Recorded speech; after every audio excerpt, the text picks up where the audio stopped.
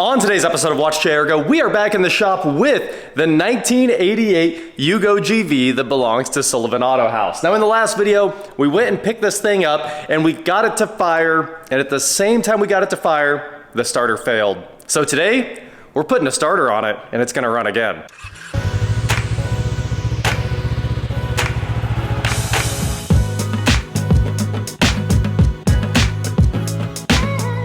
What is going on, guys? I am WatchJRGo, and like I said, today we are back with the Yugo GV, and in the last episode we took you on a tour of this car and we got it to just crack over. It just fired and it was gonna run, but the starter was done. It was done even when we were cranking it, and it did fire. It had been very done for a long time. So, like I said, today we have a new starter here. It's a 16465. I don't know where it came from, Sullivan Auto House. Just had it dropped off here. We know we've got a couple projects on this car, obviously. One of them is none of the interior electronics work properly. Like, some of the switches work and the key works and cranks the engine over, but none of the accessories turn on. So that's always odd. And the other one is the carburetor is gonna need rebuilt. So first things first, we're gonna get this new starter installed and we're gonna see if it runs again. I think it will. It should run just fine. And then we're gonna go ahead and pull the carburetor off and start tearing it down and get it over to my dad's shop where we have the carburetor cleaner, clean it all up, and then rebuild this carb, and we should have a running Yugo GV. And it'll be one of the few remaining running Yugo GVs, let's be real. I can't tell you how many people have been over to my house since this thing's been parked outside that just lose their minds. They're like, is that a real Yugo? And they always have a story too. Yesterday, a guy told me he got to go to a Yugo dealership in Florida, which has to be pretty rare. There couldn't have been that many Yugo dealerships, but also I think there were a lot because they got like tacked onto other dealerships. Kind of a weird deal when they were selling these. They tried a little symbiotic thing. And the UPS lady said she wanted to come back and buy this thing. I doubt that's gonna happen, but she said she was saving my address. And we've had a couple other people that just asked to buy it straight up. So also, huge shout out to, if you guys see this shirt I'm wearing here, John Rice. John shipped me this shirt, and it came from Croatia, if I remember right. It had a bunch of stamps on it from, I think all the stamps were Croatian, and it kind of looks like the shirt might have actually come from like old Yugoslavia or something over there. So obviously Yugoslavia not around anymore, but the cars sure are. So luckily the starter is right on the front of the engine in this thing. It's right there. So let's go ahead and get this hood open. Still love these doors to death, right? They're just, oh, what a sound. It's literally as close as you can get to having a G-Wagon without having a G-Wagon. Now the rest of the car, not so much, and the windows leak, and it got some moisture in it there. So it's got a lot of downsides, but it's got incredible doors. All right, so with the hood open, I think we can just reach in here and swap this starter out in a couple of minutes. It doesn't want to, there it goes. I forgot about the radiator cap falling apart. I should have asked them to get me that too. And of course, there is our starter. So I'm gonna go ahead and get the battery unhooked and then start pulling the bolts off of it. It really looks like you might not even have to get under the car to swap this thing out. Kind of incredible. So first things first, we've got the battery connected. I'm kind of guessing the battery's dead. So while we're doing that, I better go ahead and hook the battery tender up here. Maybe if we get lucky, this battery will survive a little bit of testing. I'd say the positive battery cable is ruined. The plating itself has like backed off of it. So that thing's pretty toast. But as soon as we get the connector plugged in here, we should, uh-oh, I think the battery's completely dead. The lights haven't changed on the charger. 12.9 volts! No wonder the charger didn't turn on. Okay, well, it was cranking slow, and I assumed it was cranking slow because the battery was just done, and apparently the battery's actually just fine. So this is gonna be a little better than I thought. Usually you jump in here at the jump pack on override so you can get the battery charger to start, but today we don't have to do that. Let's take a look at our new starter here. So we'll go ahead and slide this box open. It does look like a pretty odd design. It's also full of paper residue. The grease in the Bendix here, absolutely covered in paper. This thing's probably been shipped around the world, so I guess we'll give it a little bit of a pass, but it does look like that starter's gonna fit. So, what do you guys think this car is? Ah, come on. The boots are all trash, just ripped in half immediately. Are we thinking it's metric? Or are we thinking it's, oh, here's where the car gets its power. I see it now. I guess I saw it last time. Tiny little wire. Or are we thinking it's SAE? Let's find out. It is, ooh, smaller than a 14. Let's see if it's a 13. 13 on the dot. So I guess this thing's metric. I'm a little surprised. There's a spade terminal on the starter solenoid here. That must be the starter trigger. And then there's the main power wire, and that's it. So, here in a moment, there it goes. We'll get this thing loosened up, and we'll have all the wires off. Can't beat how fast that was, right? Like, this is real time. When's the last time you guys saw somebody take a starter off in, it's gonna take maybe 5 minutes, it seems like. There's this nut, lock washer, all the wiring's disconnected, and we've got three bolt holes. The only thing that's annoying is there's this spring right here that helps the clutch return, and that's kind of in the way, but one bolt, I don't know if you guys can see it, it's right there where the light's touching. Then there's one more out front, and then one more down towards the bottom, and this thing should just fall right off. So, pretty easy to get to. A little cocktail of extensions and an electric ratchet should make this pretty easy, so that's what I'm gonna do. Accessibility in here is not easy. I'll tell you that right out of the gate, but I say that and then I got that in like a half of a try. And while we're in here, we'd have more accessibility if I remove the air cleaner, which is already off. Oop, just kidding. Sort of off. There we go. These are all 13s, which is honestly super nice. So,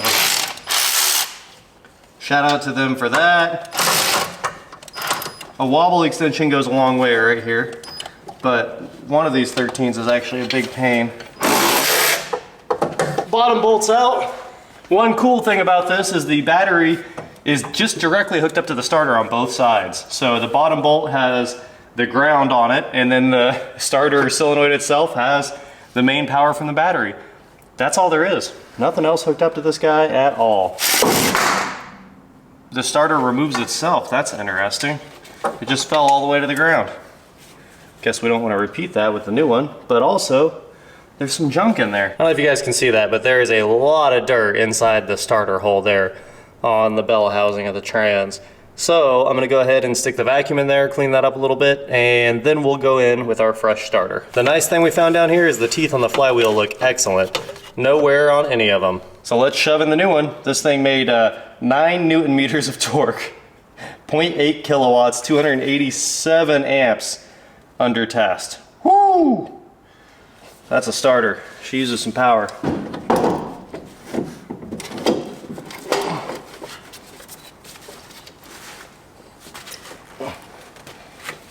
I think we got it started. Man, that's a true real-time starter install right there. It took moments. Well, I'm gonna crawl underneath and put the last bolt in and put the ground back on. That takes a little bit of finagling and we should be done. So let me start tightening this thing up. New starter came with all new hardware. This is an upgrade, baby. All right, so plugging in the spade terminal, which should be clocked the same as the old one. It sure is. Wow. All right, I dropped a washer, so as soon as I grab that, we're golden. All right, let's see if she wants to run. We gotta get some fuel out of this. Sometimes you just gotta spray some gasoline in the nowhere zone.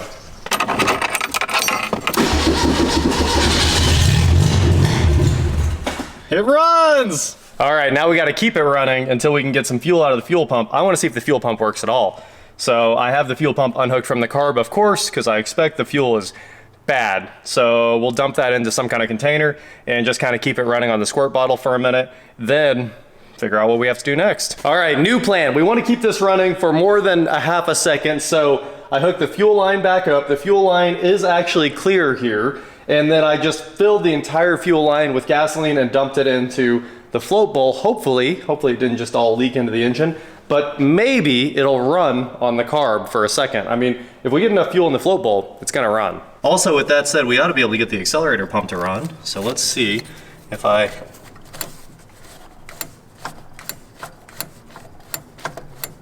don't hear anything. Maybe this whole thing's gummed up and we have to tear it down if we want it to run at all. But also maybe we just don't have enough fuel in there. You never know. So let's try to start it.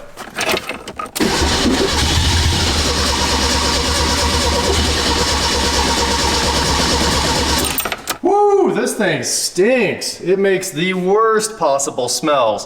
It smells something like, it smells like bad gas on fire, I guess. It's a pretty terrible smell. It's also very sweet.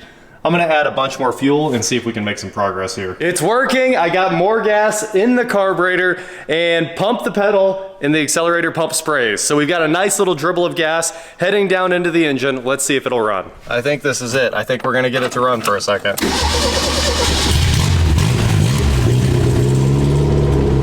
Uh-oh. My gas feeding hose. I saw it fall down. I was like, uh-oh, we're about to have fuel everywhere. So it works, it works. Honestly, I think the carb might be okay if we can get some fuel in it. It might be okay. Dumping fuel down in the engine now. Uh-oh, let's get it started. I think we might just need to run it out of fuel at this point.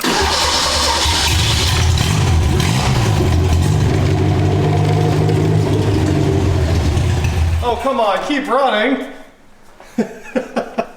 We had so much gas in there. I'm gonna guess the carb needs rebuilt, but if we look down in here, that little nub sticking out right there is the accelerator pump jet. You can hear it spraying the fuel in, but you sure can't see it. But it's sure gonna start again. It just doesn't want to idle.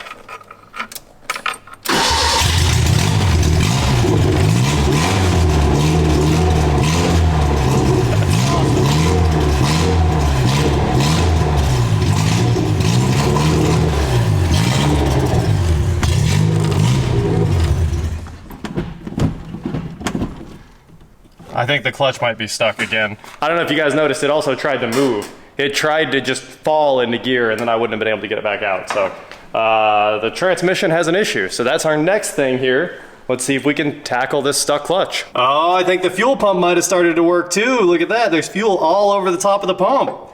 So we might be okay here. We might actually have this thing running.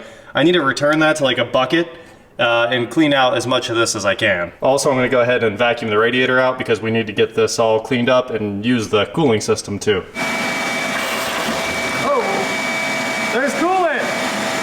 It's full! Yeah!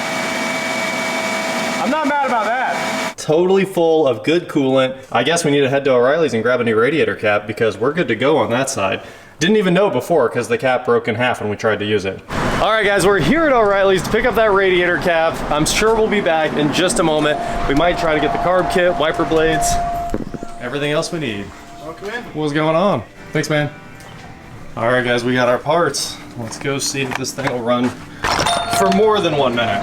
All right guys, we're back from O'Reilly's with the supposed radiator cap. I thought it looked a little big, but actually might be the right one here. A lot of junk in there, but hey. Yeah. There it goes. It does fit. I'm gonna take it back off because you guys know my OCD and yours can't stand to have the text backwards. That's better. We also got wiper blades. The Master Pros have replaced the Tricos, I guess. And we're gonna try to put those on here too so we don't ruin the windshield.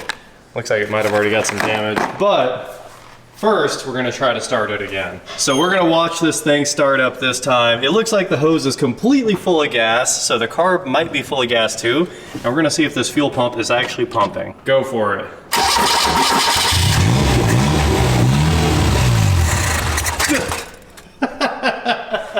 I don't know what flew out of it, but like a giant moth flew out of it, and I don't know if you guys saw the fuel. There was a brown geyser coming out of that pump. That was so nasty. So we've got a hose on here so we can get the fuel away from the engine. That way we don't have any fires, hopefully. We're dumping it all down into this pan here. Go for it.